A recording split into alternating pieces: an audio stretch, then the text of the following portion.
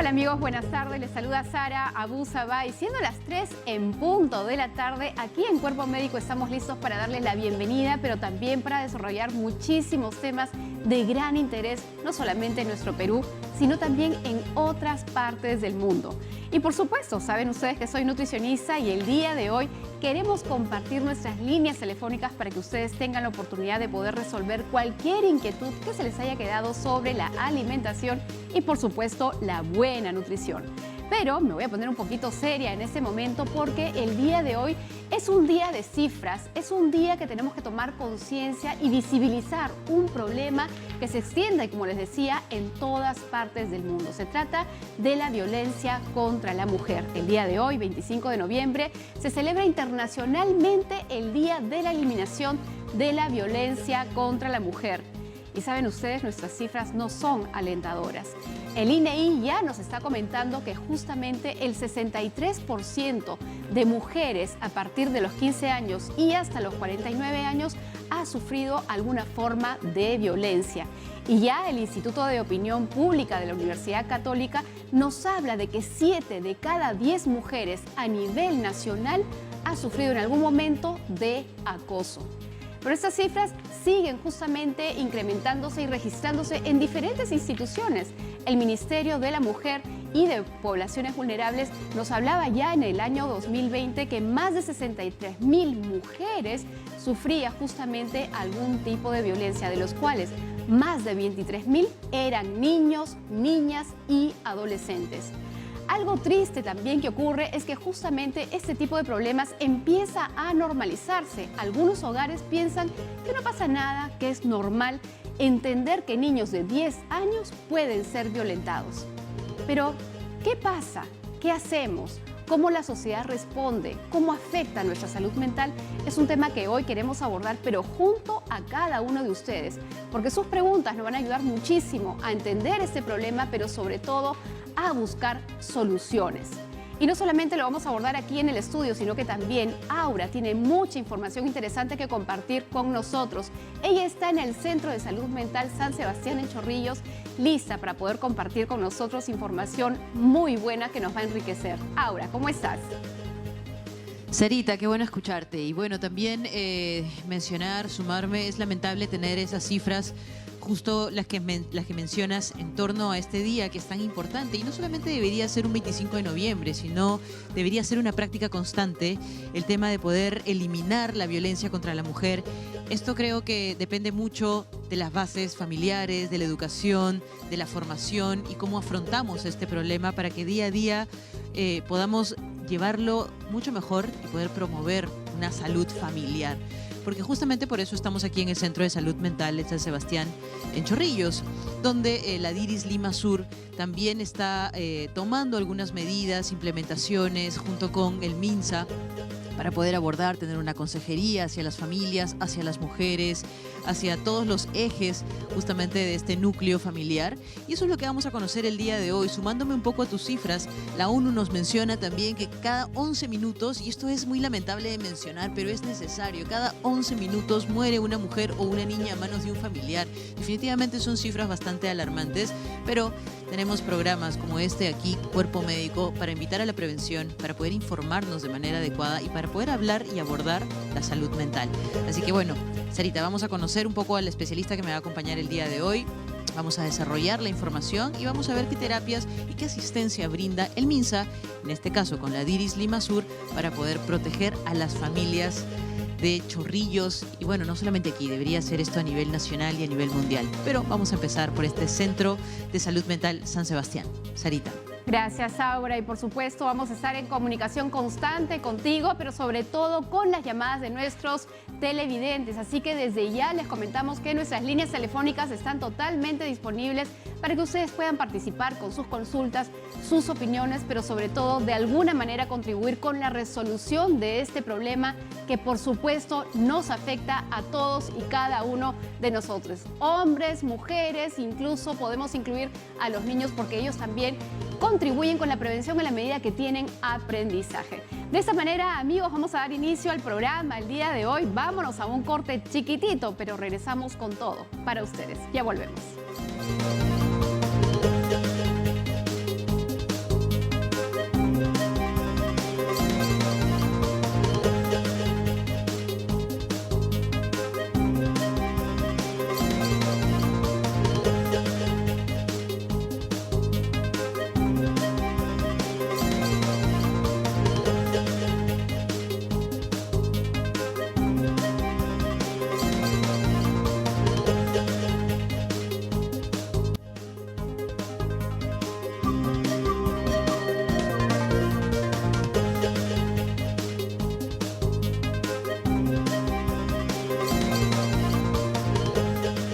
amigos, estamos de regreso aquí en Cuerpo Médico, listos para poder desarrollar un tema que es trascendental.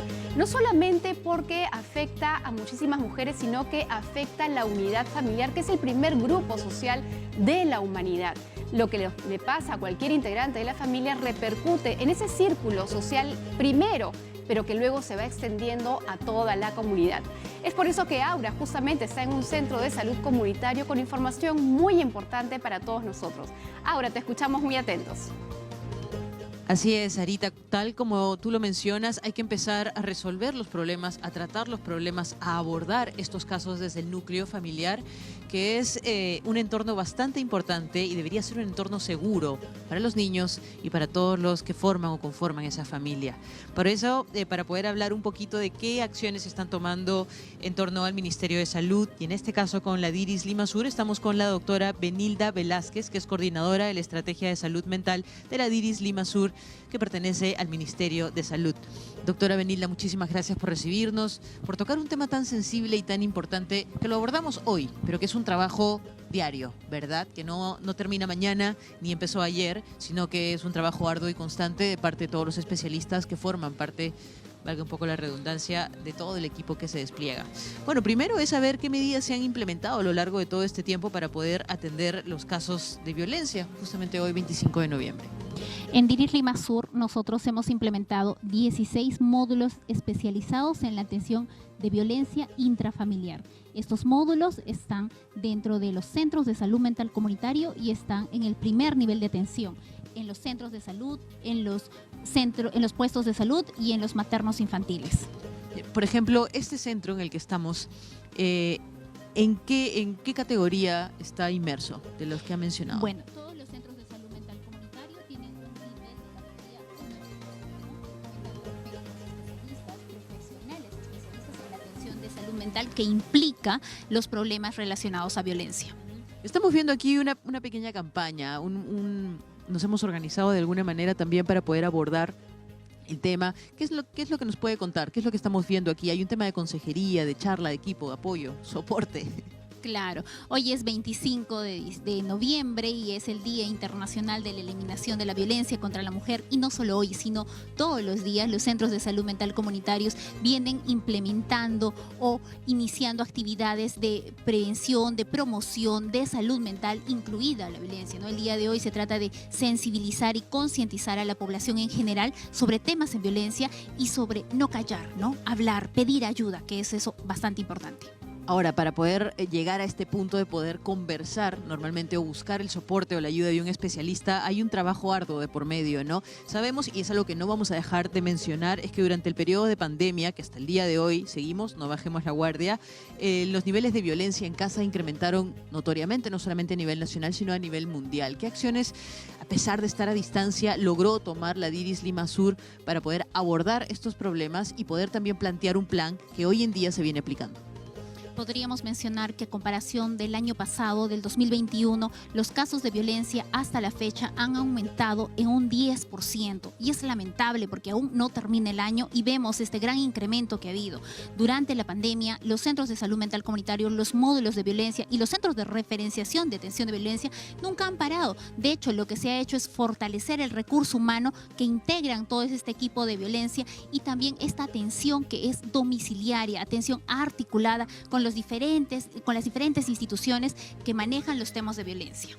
Bien, doctora, igual ya en el siguiente enlace vamos a abordar un poco las terapias que ustedes realizan, las intervenciones que también se vienen llevando a cabo, este tipo de campañas que está abierto a todo el público en general, invitar a las personas también a que acudan a los centros de salud. Sin embargo, algo que es importantísimo, los números de apoyo, los números de ayuda, para ir ya brindándole esta información al público que nos observa el día de hoy. Bueno, todos nos pueden acompañar en la página de la DIRIS Limasur. Ustedes pueden encontrar los números de los 13 centros de salud mental comunitarios que están dispersos en los 13 distritos que maneja nuestra jurisdicción, y ahí podemos atenderlos a cada uno de ustedes. Entonces, Sarita, hemos escuchado a la doctora Benilda Velázquez, que es coordinadora de la Estrategia de Salud Mental de la DIRIS Limasur, que pertenece al MINSA. Vamos a desarrollar un poco más. Estamos en medio de una pequeña campaña que justamente invita a los vecinos de los alrededores, vecinas, niños, familias, a que se sumen un poco y poder conversar con mucha frontalidad, con mucha confianza, sobre los temas que pueden estar sucediendo en casa y que muchas veces no conocemos y no sabemos. Entonces, Sarita, en breve estamos de regreso para conocer un poco las terapias y las intervenciones que se manejan, no solamente en este centro de salud, sino todo lo que implican las campañas realizadas por el Ministerio de Salud. Claro que sí, Aura, y es por eso que vamos a estar atentos a todo lo que nos tienes que compartir, pero también aquí desde el estudio queremos profundizar en lo que significa, lo que es, las diferentes aristas que tiene justamente la violencia y el acoso, que es en lo que vamos a centrarnos el día de hoy. Pero fundamental es que ustedes, amigos, que están en sus casas, en cualquier lugar de nuestro país, participen de este programa llamándonos, haciéndonos sus consultas, escribiéndonos a través de las redes sociales, porque estoy segura que deben haber algunas inquietudes. Hoy, por supuesto, aquí en el estudio nos acompaña un excelente invitado. Está ya conmigo el doctor Miguel Gustavo Arias Gutiérrez, quien es médico psiquiatra del Centro de Salud Mental Comunitario Virgen de la Merced de la DIRIS Lima Sur, a quien le agradezco y le doy la bienvenida. Gracias, doctor, por estar acá. Sara, muchas gracias. Buenas tardes con todos, buenas tardes televidentes. Un gusto estar acá y bueno, estamos prestos a poder resolver todas las consultas el día de hoy. Una de las cosas que estaba comentando hoy en la introducción es el hecho de que lamentablemente el acoso, la violencia familiar, sobre todo la violencia en la mujer, como que se va normalizando. Por eso yo creo que es importante empezar a explicar muy concretamente a qué le llamamos acoso y a qué le llamamos violencia. Correcto. Ajá. Bueno, se entiende por violencia a toda conducta que va a generar posteriormente un daño, ¿no? Y este daño puede ser un daño emocional o psicológico, un daño físico, un daño sexual. En este caso, perpetrado contra la mujer, ¿no? El término violencia es ejerciendo algún tipo de poder, ¿no? En este caso del varón hacia la mujer. El tema del acoso, que también podría ser parte de lo que es un tipo de violencia, hablamos por ejemplo del acoso sexual, del acoso laboral, del acoso psicológico, es un subtipo, por así decirlo, de violencia, en el cual hay una persona que acecha a otra persona, por lo general pues de repente de un rango medio, en el caso por ejemplo de un trabajador, pero es un patrón constante, ¿no? Es digamos, es una forma de conducta permanente, la cual va a generar obviamente un malestar, en este caso en la persona, en la víctima, ¿no? Es un quiebre, digamos, de las emociones, ese malestar que muchas veces genera después pérdida del trabajo, puede generar insomnio, puede generar algún síntoma de ansiedad, ¿no? Entonces es importante. Entonces hay diferentes tipos de acoso y diferentes tipos de violencia y se puede dar en diferentes escenarios, no solamente dentro del hogar, sino que también en el ámbito laboral, incluso en el ámbito educativo. Y ahí hay un tema interesante que preguntar, porque a veces podemos tener maestros, incluso maestras que de pronto son algo rígidas y la forma de tratar a los alumnos podría ser también una forma de violencia, que vamos a abordarlo también. Y estoy segura que ustedes, amigos, tienen consultas al respecto. Así que les recuerdo que nuestras líneas telefónicas ya están listas para que ustedes participen, lo mismo que nuestras redes sociales. Así que no dejen de llamarnos, ya están apareciendo en pantalla. Ahora, ¿el acoso y la violencia es lo mismo? Por así decirlo, el acoso podría ser un subtipo de violencia, ¿no? En este caso el acoso ya es un patrón más digamos, permanente, incluso, digamos, de un carácter más moderado, persistente, ¿no? Obviamente que esto tiene que abordarse en todas las esferas, ¿no? Una de las cosas que ocurre durante esta experiencia de acoso o de violencia a la mujer es que a veces las mujeres se quedan calladas, no acusan. Y a veces es difícil entender. Uno dice, pero si está con esta pareja y lo está tratando tan mal, ¿qué hace con él? ¿Qué pasa en esta mujer, indistintamente de la edad, que a pesar de saber que algo no está bien, se mantiene callada? Claro, para eso básicamente hay que entender, digamos, el pensamiento muchas veces de la víctima, ¿no? En este caso de la mujer que es violentada por un varón, ¿no? Muchas veces tienen situaciones de un estado anímico bajo, baja autoestima, también puede ser que de repente tenga una dependencia emocional y eso de alguna forma lo ata patológicamente a la persona y eso va a perpetuar que se enganche con esta persona, en este caso con el violentador, ¿no? Entonces, con el maltratador. Un poco la personalidad de esa mujer podría generar esas características de mantenerse sumisa y de no defenderse. Vamos a empezar ya, doctor, con consultas de nuestros televidentes. Esta vez llega a través de las redes sociales. Vamos a ver qué cosas nos están preguntando. Así que ya a través del Instagram, Cristina Espinosa pregunta: mi amiga tiene un enamorado muy controlador.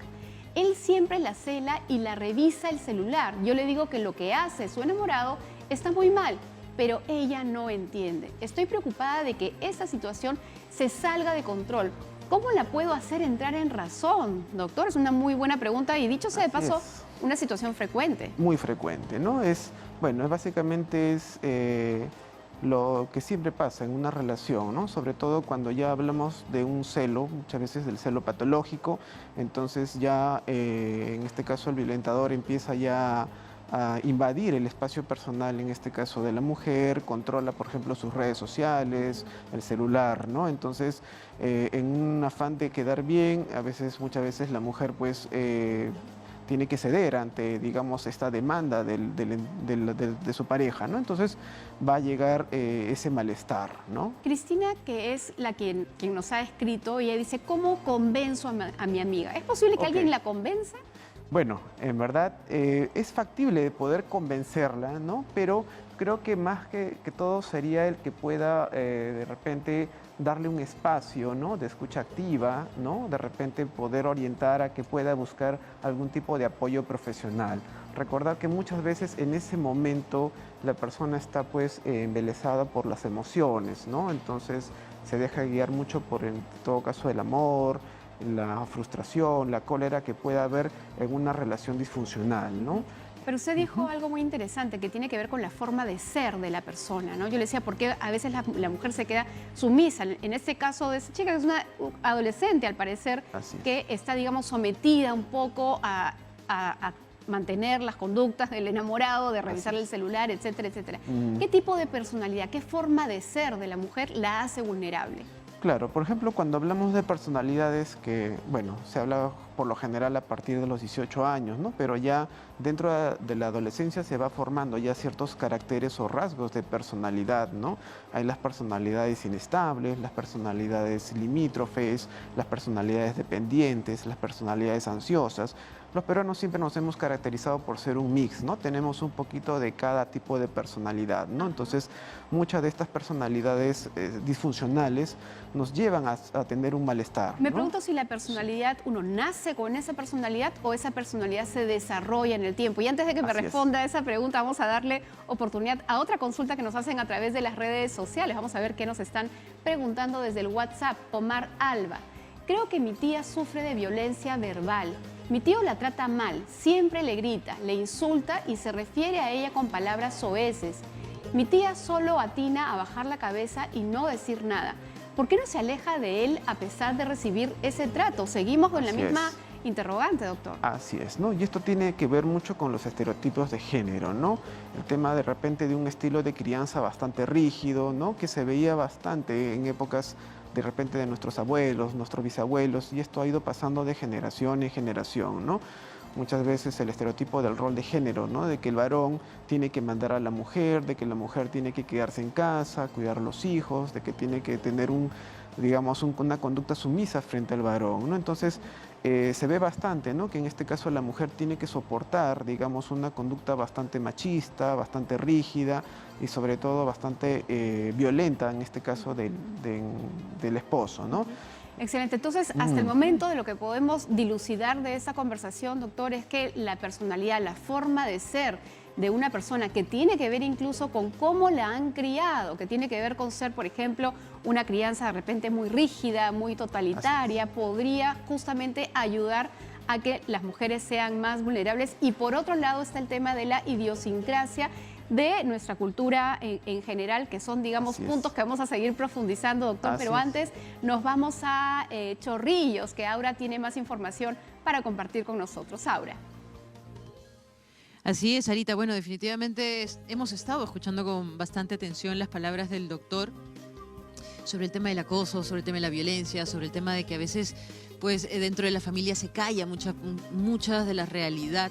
Y es aquí donde funcionan de manera articulada todas las actividades que se realizan en los centros de salud en coordinación con todas las DIRIS y también el Ministerio de Salud. Seguimos con la doctora Benilda Velázquez, que es coordinadora de la Estrategia de Salud Mental de la DIRIS Lima Sur del Ministerio. Doctora, estamos viendo aquí una dinámica. Estamos viendo también que se hacen en paralelo también asesoramientos, acompañamientos. Sin embargo, ¿cómo se aborda el tema en una primera instancia, cuando llega una mujer, una madre de familia, una adolescente, una joven, llega al centro a contar un poco su historia, con qué entidades o instituciones trabajan ustedes de manera articulada para poder abordar este problema? Dentro de la DIR Lima Sur nosotros contamos con lo que se llaman los comités intersectoriales, que son comités que están conformados por diversas instituciones. Está la Fiscalía, está el Poder Judicial, está la Comisaría, el Centro de Emergencia Mujer, está también las UPEs, están los centros del primer nivel de atención. Entonces lo que se hace cuando llega una mujer víctima de violencia es trabajar este caso en forma conjunta, darle asesoría legal como también atención a su salud mental de forma interdisciplinaria con reuniones donde se discuten cada uno de los casos que llegan dentro de los centros de salud mental comunitarios. Bien, y bueno, una vez que se aborda el tema también es importante saber a qué terapias acuden de pronto, qué tipo de actividades o intervenciones se realizan, no solamente con ella, ¿no? Con la paciente, por denominarla así, sino con toda la familia. Es una terapia integral en todo caso. Claro que sí.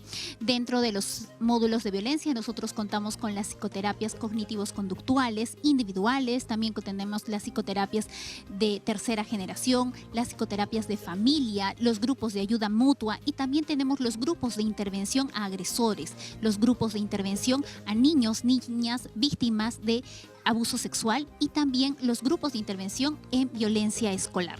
Y en este caso tenemos una actividad al aire libre. ¿Qué es lo que están tratando de promover en este momento? En este momento están haciendo una sesión de habilidades sociales y de interacción de mujeres que han sufrido violencia y de mujeres que buscan el empoderamiento, no solamente un empoderamiento social, sino un empoderamiento emocional y en algún momento también buscamos un empoderamiento económico en las diferentes actividades que se realizan dentro de estos establecimientos. Bien, doctora, solamente ya para ir cerrando esta entrevista que definitivamente pues brinda mucha información, brinda también la confianza de que las personas que nos están observando pueden acercarse a un centro de salud porque el Ministerio está tomando acciones en torno a eso. ¿Qué seguimiento? ¿Cómo se le hace un seguimiento a una persona que ya ha pasado por una intervención o por alguna terapia? Bueno, el seguimiento lo hacemos vía telefónica, hay un seguimiento de visitas domiciliarias, hay un seguimiento de terapias de grupo, hay un seguimiento mediante estos comités intersectoriales. O sea, si la paciente no llega a su cita, tenemos que llamarla, tenemos que ir a buscarla a su casa, tenemos que conectar con las otras instituciones con las que ella también ha interaccionado en algún momento, con tal de no dejar este caso libre y darle la atención que merece. Bien, y para cerrar, doctora, el equipo multidisciplinario. Es importante saber todos los actores que están involucrados en este tipo de intervenciones, terapias, en bienestar siempre y en prevención para incentivar a la población a que acuda a este tipo de centros. Cada uno de estos módulos especializados en terapia en violencia intrafamiliar está compuesto por un médico psiquiatra, 2 psicólogas con formación psicoterapéutica, 2 enfermeras con especialización en salud mental y una asistenta social. Es un grupo especializado, interdisciplinario, que actúa con las otras instituciones para dar toda esta atención a los casos de violencia. Doctora, para cerrar, recomendaciones. Usted que está inmersa en el campo día a día, tratando con mujeres, promoviendo el bienestar. Ahora me comentaba que se venía de una feria de emprendedoras en torno a las mujeres que han podido pasar algún tipo de violencia. ¿Qué recomendaciones les puede dar a las familias, a las mujeres, a las madres, a las niñas, a los adolescentes que de pronto están observando este programa? Lamentablemente los casos de violencia año a año van incrementando y lo que yo podría recomendar es hacerlo visible, cada vez más visible. Lo que tenemos que hacer ante un caso de violencia, si somos padecedoras de violencia, es hablar, pedir ayuda y a las personas que conocemos un caso de violencia, ayudar, ser una red, una comunidad que puede ayudar a este caso y que podemos interaccionar entre nosotros y podemos empoderar a estas personas y podemos acudir a esas instituciones o centros de salud donde podemos darle la asesoría, la atención que merecen. Bien, muchísimas gracias, doctora Benilda Velázquez. Bueno, Sarita, vamos a regresar contigo. Creo que el doctor, el especialista que te acompaña, tiene mucho todavía por desarrollar y poder atender las llamadas o las consultas que llegan a este programa, donde uno de los pilares definitivamente es la prevención y también el brindar información. Esto es Cuerpo Médico. Nosotros nos despedimos y nos vemos la próxima semana. Muchas gracias. Sarita. Gracias a ti, Aura, por tan valiosa información. Sin duda es importante saber, conocer, mirar un poquito de cerca lo que se hace en estos centros de salud comunitaria. A veces a uno le da miedo, le da vergüenza acercarse pero no, uno está ahí en manos de buenos profesionales con diferentes tipos de técnicas y terapias para poder sacar adelante no solamente a la mujer, sino también a los varones que ejercen violencia o algún tipo de acoso. Es por eso que les animo a que por favor participen con sus consultas, marquen nuestras líneas telefónicas, escríbanos a nuestras redes sociales, que no solamente pueden hacer preguntas además sobre ese tema de acoso y violencia, sino que yo también más adelante voy a resolver preguntas sobre nutrición. Es momento, doctor, de hacer una pausa. Nosotros nos quedamos aquí listos para poder resolver las consultas que entren luego justamente del corte. Ya volvemos.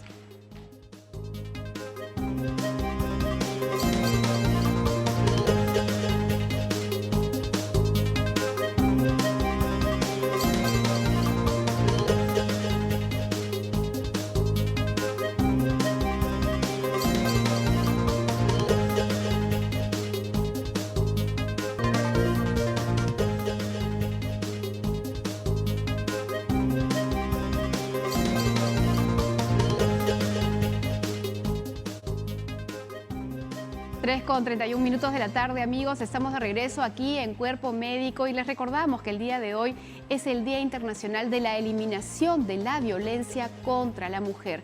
Así que hoy estamos centrándonos en el desarrollo de lo que es el acoso y la violencia hacia la mujer. Las cifras en nuestro país son alarmantes y es por eso que tenemos que hablar de este tema y escucharlos ustedes a través de sus llamadas y también a través de las redes sociales que por supuesto ya están disponibles. Acá en estudio está conmigo el doctor Miguel Gustavo Arias Gutiérrez, quien es médico psiquiatra del Centro de Salud Mental Comunitario Virgen de la Merced Diris, Lima Sur, con quien estamos aprendiendo un poco más, sobre todo porque queremos no solamente entenderlo, doctor, sino tal vez encontrar algunas herramientas de prevención. Así es. Y hay un estudio muy interesante que se publicó en el año 2020 y esto lo hizo un instituto internacional.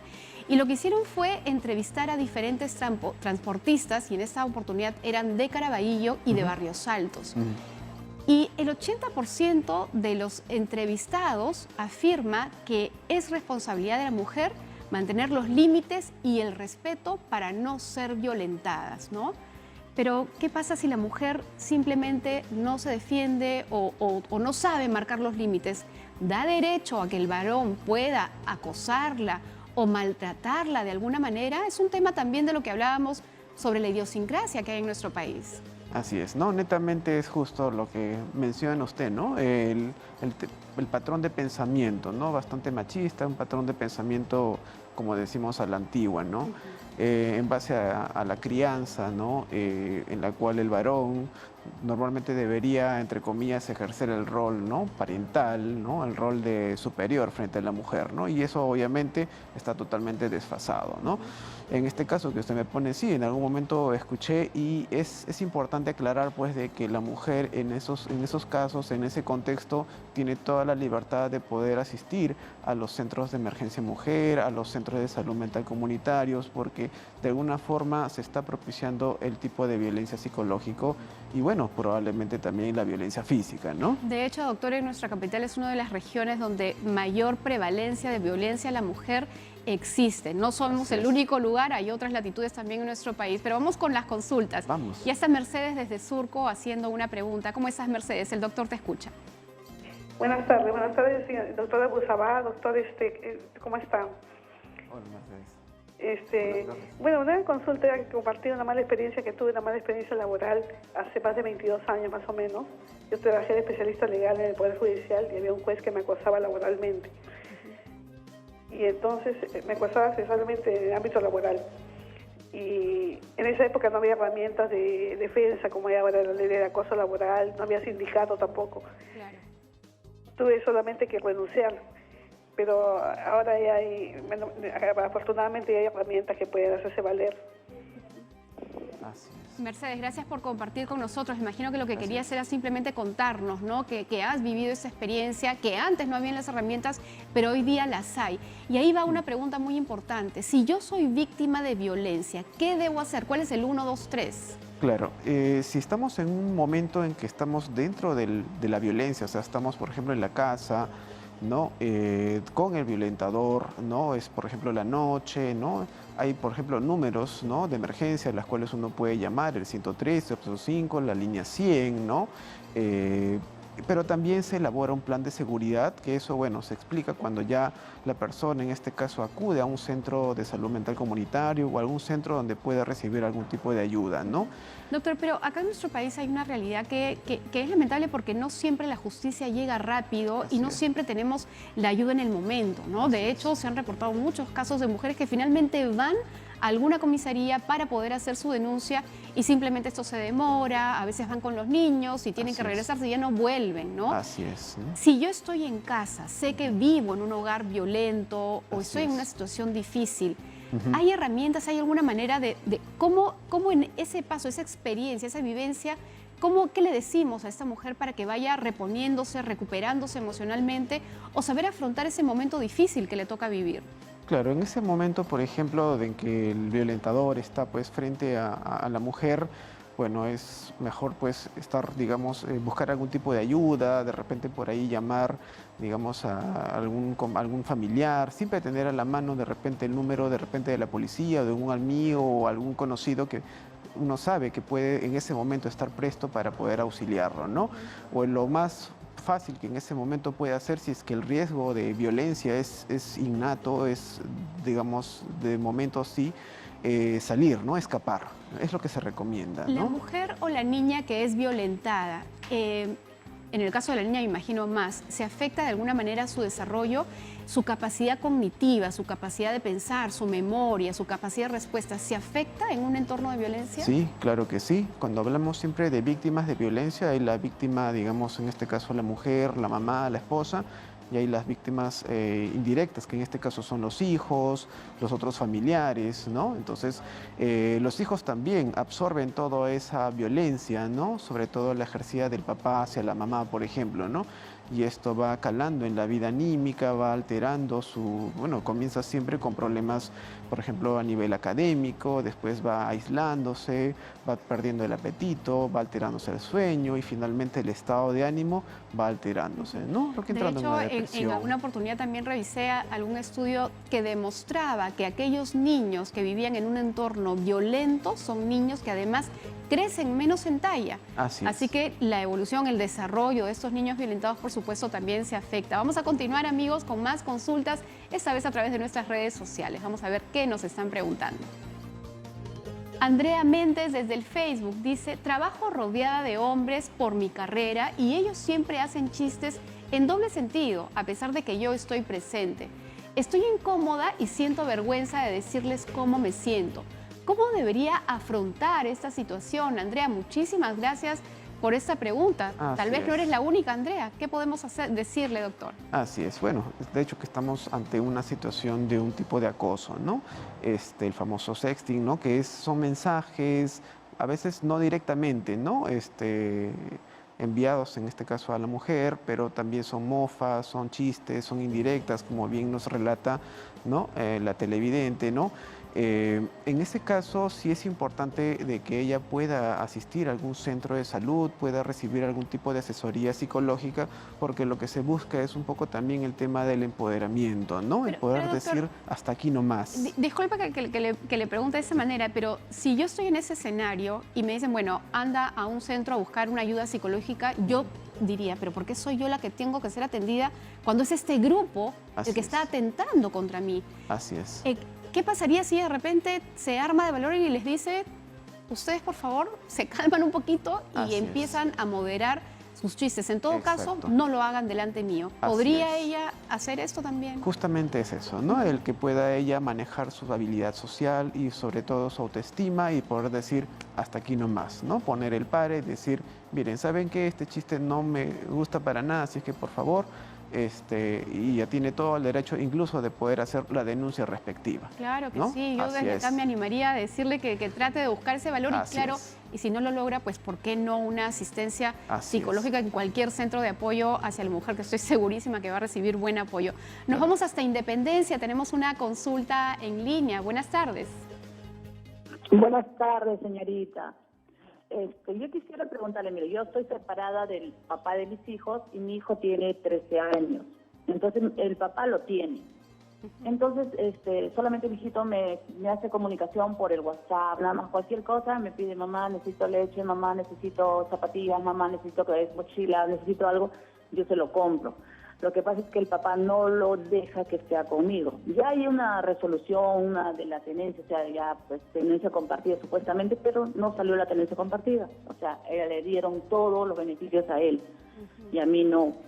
Entonces, ¿cómo se puede hacer eso? Porque mi hijito ya está grande y a veces llora mi hijito cuando me cuenta: mamá, mi papá no quiere que yo me vaya los sábados contigo. ¿Qué se puede hacer contra eso? Yo lucho todo el tiempo y no sé qué es lo que puedo hacer contra eso. Claro, no sé pero tu dónde consulta ir. sería, en todo caso, cómo le hablas a tu hijo, cómo le explicas a su hijo, porque, doctor, me pongo a pensar, si de pronto ella empieza a darle un mensaje negativo del papá hacia el hijo, tampoco es bueno para el niño. Así es, ¿Cómo ¿no? manejarlo? No es tan fácil. Así es, claro, creo que de repente lo que quiere dar a entender es cómo podría ella manejar esa situación, ¿no? Sobre todo para que ella pueda mejorar la comunicación con su hijo, ¿no? En ese caso, claro, se trabaja un poquito lo que es la comunicación asertiva, eso va a reforzar el vínculo con el pequeño, ¿no? Con su hijo. ¿Algún pequeño ejemplo de alguna frase que ella le podría decir? Sí, por ejemplo, bueno, frases, por ejemplo, refuerzos positivos: ¿sabes qué? Te quiero mucho, veo que solamente el tema, digamos, de la parte económica, cosas, ¿no? Pero también, por ejemplo, compartir tiempo con él sería importante. Y ahí va el punto, ¿no? ¿Por qué el papá le restringe eso, ¿no? A menos que legalmente y en el documento se esté, digamos, obviando ese punto o se esté limitando, ¿no? Lo cual, bueno, debe haber algún fundamento. Claro, Entonces, probablemente. bueno, se tiene que, digamos, profundizar, ahondar un poquito más en ese tema para ver realmente por qué se le está impidiendo a la señora el contacto con su hijo, lo cual no debería ser así. Totalmente. El hijo tiene que estar con su mamá Totalmente, doctor. en alguna forma, porque el vínculo con la madre es muy importante. Bien, nos trasladamos hasta Chorrillos, seguimos con más llamadas de nuestros televidentes. Buenas tardes, bienvenida. Hola. Aló, buenas tardes. Buenas Buenas tardes. tardes, doctor. Una consulta, yo no sé si es el centro que queda entre Chorrillos y Surco, no sé si queda ahí.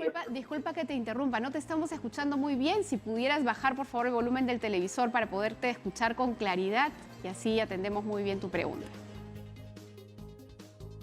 A ver, Ya. listo. Buenas tardes. Ya. Yo me acerqué ahí cuando tenía problemas con mi hijito, el tercero, que cuando entró a la adolescencia a los 15, 16 años, la verdad ya era una discusión constante con él, violento, hasta lo veía la cara como que me quería poner la mano y todo eso. Entonces me recomendaron ahí, me acerqué y me dijeron que primero tenía que tener una denuncia en la comisaría y con esa denuncia recién me iba a acercar para que me atiendan. Así es, doctora. Primero tengo que denunciar a mi hijo y luego para que me atiendan. Eso le hago esa pregunta porque otra vez tengo otro niño de 12 años que también está empezando a entrar a la adolescencia y estoy empezando con ese problema también. Creo que ya él es un poquito más de carácter más fuerte ya. Entonces, eso me gustaría que me dé una ayuda. Pues si necesita que tenga denuncia todavía. Tu hijo, el mayor, tiene 13 años, nos indicas. No, el mayor ya tiene 22 ya. 22. Con él ya pasé, Okay. Él ya está un poco más tranquilo, más calmado. Ahora lo que yo estoy empezando es con mi hijo que tiene ya 12 años. Bien, bien interesante esa pregunta y muy delicada además. Claro. El hijo que violenta a la madre Así es. y ella cuando busca ayuda le dicen que tiene que hacer una denuncia hacia el hijo. Así es. Bueno, ¿Es así, doctor? bueno, es factible poder hacer la denuncia, ¿no? Sí, claro que sí, pero no necesariamente para que reciba la atención tenga que tener el documento, ¿no? Porque de repente la mamá en ese momento puede tener algún indicador, incluso puede tener pensamientos suicidas, y cuando hablamos de este tipo de documentos a veces pueden demorar semanas, ¿no? Por eso que todos los centros de salud mental y en general todos los centros de asistencia emocional tienen servicios de acogida, son una primera ayuda, ¿no? En la cual, digamos, se le puede dar esa primera ayuda, ese primer respaldo, en este caso, a una persona víctima de violencia, ¿no? Ahora, ¿por qué un niño adolescente empieza a adoptar conductas violentas? Muchas veces las conductas violentas a esa edad son por imitación, ¿no? De repente porque ha habido en la casa, o hubo, perdón, en la casa también conductas violentas, ¿no? De repente de parte de los padres, del papá hacia la mamá, entonces lo hacen por un tema de imitación. Esto va de la mano con la irritabilidad, los cambios de humor, que también son parte de un proceso depresivo, ya que el adolescente cuando empieza a deprimirse genera estos cambios de humor y la conducta, digamos, hostil, ¿no? La conducta agresiva. Vamos con más consultas, doctor. Claro que Esta vez sí. nos trasladamos hasta La Victoria. Jaime está en la línea. Buenas tardes, Jaime, bienvenido. Buenas tardes, doctora Sara Usabac. Buenas tardes también al doctor Miguel Arias. ¿Cómo está? Agradeciéndole primeramente por escucharme. Gracias. Jaime. La pregunta que hago es, ¿el acoso y la violencia es propio y exclusivo de los hogares disfuncionales o también pasa en los hogares funcionales?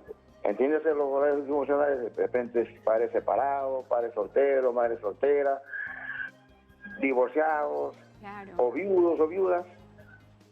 Y eso es una sucesión que siempre se traslada de generación en generación, o se puede corregir.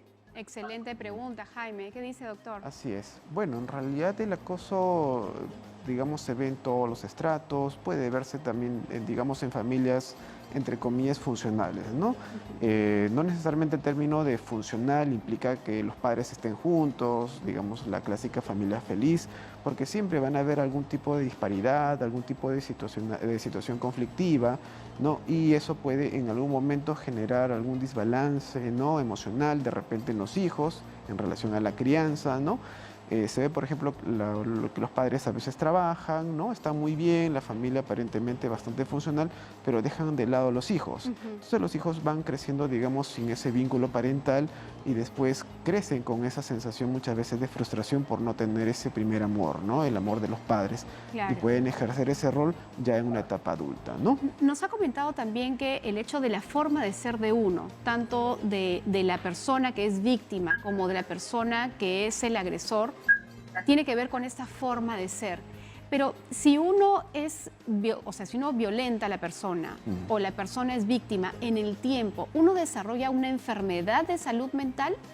¿O se limita a un tema de la forma como uno reacciona, a un tema de ser impulsivo de repente o a ser muy celoso tal vez? Claro, por ejemplo, cuando hablamos de la víctima, en este caso las consecuencias de hecho van a ser devastadoras, va a desarrollar de alguna forma alguna patología en salud mental, ¿Cuáles, ¿no? por ejemplo? Los cuadros de ansiedad y depresión. La depresión, hablemos un poco más de la depresión, ¿no? Y sobre todo el tema de las conductas, por ejemplo, conductas suicidas. Ahí también podemos hablar de las autolesiones, ¿no? Personas que, por ejemplo, quieren quitarse la vida o se cortan, ¿no? En relación a este malestar en términos de una violencia, ¿no? Contra uno misma, ¿no? Claro. Por otro lado, el tema del violentador, ¿no? Del que maltrata, también puede haber un correlato patológico en su salud mental, un trastorno de personalidad, incluso ellos mismos pueden estar deprimidos, pueden tener algún tipo de patología, nosotros le llamamos patología dual, en la cual, por ejemplo, está anexo el consumo de sustancias, ¿no? Por ejemplo, el alcohol, que al ser un desinhibidor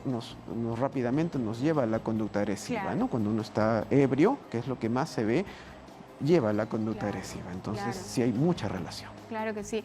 Vámonos hacia el norte del país, en La Libertad está William con una consulta. William, bienvenido, te escuchamos.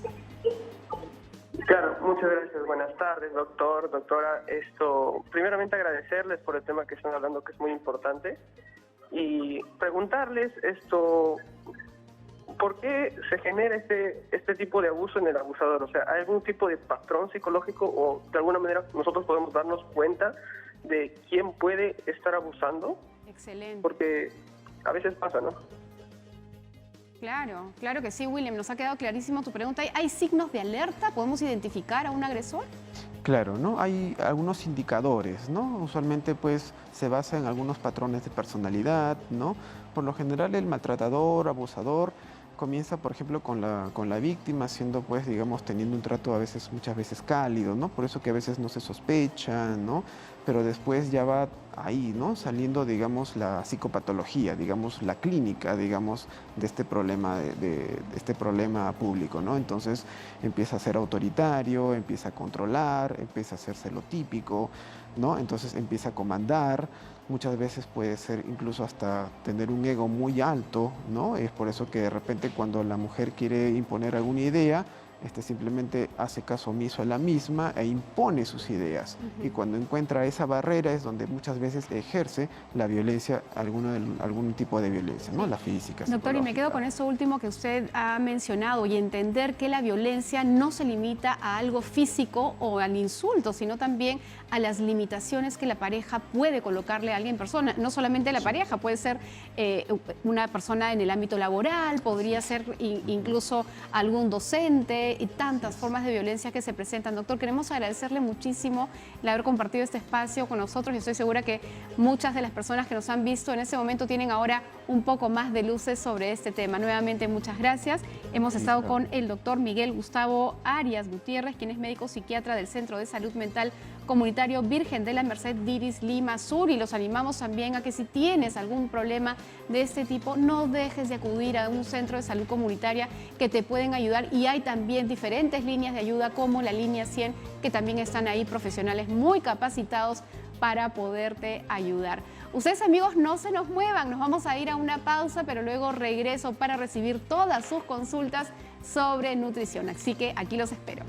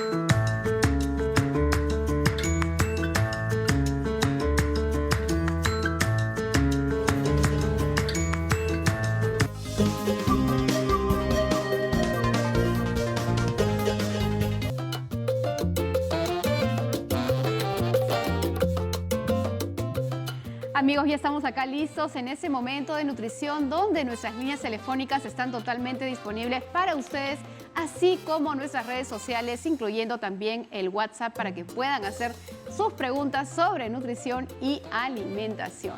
Y yo aprovecho mientras que ingresan las llamadas o las consultas a través de las redes sociales, hablarles justamente de estas frutas y verduras que tengo aquí frente a mí. Hemos tenido oportunidad de poder hablar con representantes del CENAN, del Centro Nacional de Alimentación y Nutrición, y nos cuentan que muy pocas personas en nuestro país comen fruta y verdura todos los días. Así que quiero animarlos a que incluyan en su dieta estos alimentos, porque si quieren estar con su sistema de defensas fuerte, si quieren tener buena salud, estos alimentos tienen que estar todos los días. ¿Cuánta fruta? Entre 3 a 5 unidades al día. ¿Cuánta verdura? Lo que quieran, un plato generoso, en el almuerzo preferentemente, porque ahí está toda la fibra, todos los componentes bioactivos que tienen estas verduras que justamente nos protegen y nos dan la salud que cada uno de nosotros necesitamos. Así que ya lo saben, mientras ahora sí me voy con las consultas que llegan a través de las redes sociales. Vamos a ver qué me están preguntando a través del Instagram. ¿Hay algún problema si consumo más de 3 huevos a la semana? Querido Carlos, ningún problema. Es más, el huevo es un alimento que tiene la mejor calidad de proteína después de la leche materna. Y es un alimento que puedes incluir todos los días. De hecho, algunos estudios nos hablan que hasta 10 unidades de huevo en el total del día está bien para la gran mayoría de personas. Y de hecho siempre está este mito del colesterol y la grasa que tiene la yema. Hay personas que descartan la yema y se comen solamente la clara. Y yo les digo, están cometiendo un error. En esta yema efectivamente hay colesterol, pero ya los estudios demuestran que este colesterol de la yema del huevo no impacta en los niveles de de colesterol en sangre. ¿Por qué? Porque además del colesterol también hay otro tipo de fosfolípidos que impiden que este colesterol se vaya acumulando en la sangre y más bien tiene ciertas grasas que son tan buenas que van a ayudarnos a tener mejores procesos de memoria. Así que indistintamente de la edad, consumir un huevo diario es saludable y es bastante nutritivo. Seguimos con consultas de nuestras redes sociales. Vamos a ver qué nos están preguntando. Y esta vez a través del WhatsApp, Ariana González dice, los productos lácteos desnatados ¿tienen el mismo nivel de calcio que los lácteos enteros? Bien, Ariana, muy buena pregunta. Para la mayoría de personas, y aclarar un poquito qué significa desnatado, quiere decir que se le ha retirado la grasa natural a esta leche con el objetivo de reducir justamente ese componente que no a todo el mundo le conviene. Pero no, el calcio no se afecta porque justamente el calcio no está en el componente graso de la leche, sino más bien está en esta parte más fluida, separada justamente de la grasa. Más bien en la grasa de la leche sí tenemos, por ejemplo, la vitamina D, la vitamina A, porque son vitaminas liposolubles, es decir, se mantienen en esta parte. Lo que hace generalmente la industria cuando le retira la grasa a la leche es luego reincorporarla a través de componentes de vitamina D, A, también propios de este mismo alimento que es la leche. Eso está normado en nuestra norma técnica, así que con tranquilidad la leche descremada también se puede consumir. Vamos a continuar con consultas desde nuestras redes sociales. Vamos a ver qué nos están preguntando por ahí. Y esta vez en el Facebook, Rolando Sánchez nos pregunta, ¿los alimentos congelados como frutas y verduras picadas que venden en los supermercados pierden sus cualidades nutricionales? Rolando, qué buena pregunta, gracias por hacérmela. Mira, la pérdida de nutrientes que se da en el congelamiento y en el descongelamiento existe. Sin embargo, no es una pérdida demasiado grande como para decir que este alimento perdió su cualidad nutricional. Mantiene sus vitaminas, sus minerales, pero sí efectivamente se van reduciendo y esta reducción se va sumando también en el proceso de cocción. Pero el acto de congelar frutas y verduras a veces es necesario porque no todo el mundo siempre tiene el tiempo para poder organizar una dieta variada y balanceada y tiene que adelantar procesos. Y tal vez esta es la mejor manera de poder incluir frutas y verduras en su dieta diaria. Recuerden con lo que yo empecé al inicio de este segmento de nutrición, hablar de lo importante que es las frutas y verduras en la dieta diaria. Entonces, a no comerlas, pues es mejor congelarlas. Pero si nosotros tenemos la oportunidad de consumirla fresca, pues es una bendición y esa es la mejor manera, siempre bien lavada, porque recordemos también nuevamente que la parasitosis en nuestro país está bastante amplio y justamente un buen lavado de frutas y verduras, lavado de manos, es fundamental para poder evitar este tipo de contagios o de infestaciones. Y bien amigos, estamos llegando al final de la edición de hoy de Cuerpo Médico. Yo muy contenta de poder estar con ustedes compartiendo esta hora de programa. Espero que lo hayan disfrutado, espero que hayamos tomado un poquito más de conciencia sobre la triste realidad de la violencia contra la mujer en nuestro país. Veamos entonces la forma de educar siempre en amor, siempre con principios, siempre con límites, pero sobre todo con mucha paciencia. Que tengan un lindo fin de semana, amigos. Nos reencontramos el día lunes.